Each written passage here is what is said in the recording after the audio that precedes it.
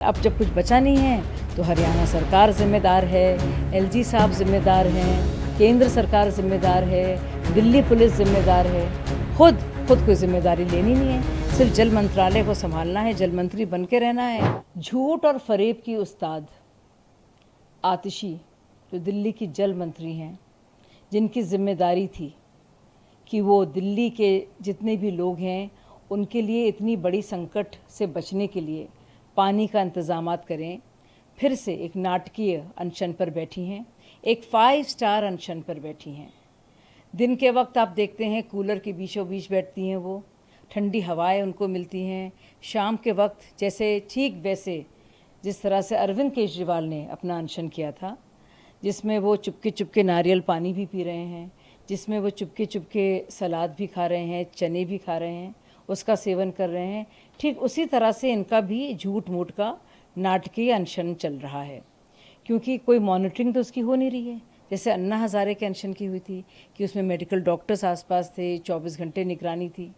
तो ये तो बात मैं अच्छी तरह से जानती हूँ कि जब संतोष कोहली के घर में अरविंद केजरीवाल ने अनशन किया था, उसमें क्या कुछ वो सेवन कर रहे थे।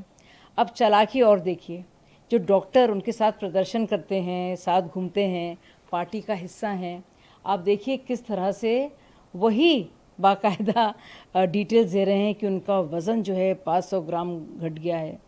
तो देखिए ये सिर्फ़ और सिर्फ झूठ है और नाटक है, एक अव्वल दर्जे की नौटंकी है इस बात से बचने के लिए और सहानुभूति लेने के लिए, क्योंकि आतिशी जी ने और आम आदमी पार्टी ने बहुत ही नाकारा निकम्मे तरीके से जल संकट को ना सिर्फ उभारा है बल्कि टैंकर माफिया के साथ मिलकर ये स्थिति बना दी है, जिसके चलते वो सिर्फ ब्लेम गेम कर सकती हैं। सब जानते हैं कि हरियाणा सरकार ने मुआहदे से कहीं ज़्यादा, क्योंकि उनको देना था 719 क्यूसेक पानी, लेकिन वो 1050 क्यूसेक पानी छोड़ रहे हैं। सब जानते हैं कि दिल्ली जल बोर्ड, जब शीला दीक्षित दिल्ली की मुख्यमंत्री थी, आम आदमी पार्टी जब उसने टेक ओवर किया था तो उसका प्रॉफिट था 600 करोड़। अब 73,000 करोड़ का उस पर कर्ज है। ये 73,000 करोड़ का कर्ज कहाँ गया? ये कर्ज क्यों लिया गया? क्यों जल निगम को पानी नहीं मिल रहा है? क्यों टैंकर माफिया को पानी मिल रहा है? सबसे बड़ा सवाल है। तो बात सिर्फ वाटर सप्लाई की नहीं है, वाटर डिस्ट्रीब्यूशन की भी है। वो बार बार पाइपलाइंस की बात कर रही है, कह रहे हमने पाइपलाइंस लगाए थे। लोग रोज़ाना देख रहे हैं तस्वीरें, कहाँ ज़मीन के नीचे पाइपलाइंस हैं, पूरे के पूरे टैंकर माफिया के अंदर ऊपर से पाइपलाइंस हैं। तो कितना झूठ ये बोलेंगी? अगर पाइपलाइंस नीचे से आ रहा होता तो वाटर इस तरह से उसके लीकेज नहीं होता। अगर वज़ीराबाद और सोनिया विहार में इन्होंने प्रिजर्वेशन का काम किया होता या डीसिल्टिंग या ड्रेजिंग का काम किया होता तो पानी इतना वेस्ट नहीं होता। लेकिन अब जब कुछ बचा नहीं है तो हरियाणा सरकार जिम्मेदार है, एलजी साहब जिम्मेदार हैं, केंद्र सरकार जिम्मेदार है, दिल्ली पुलिस जिम्मेदार है।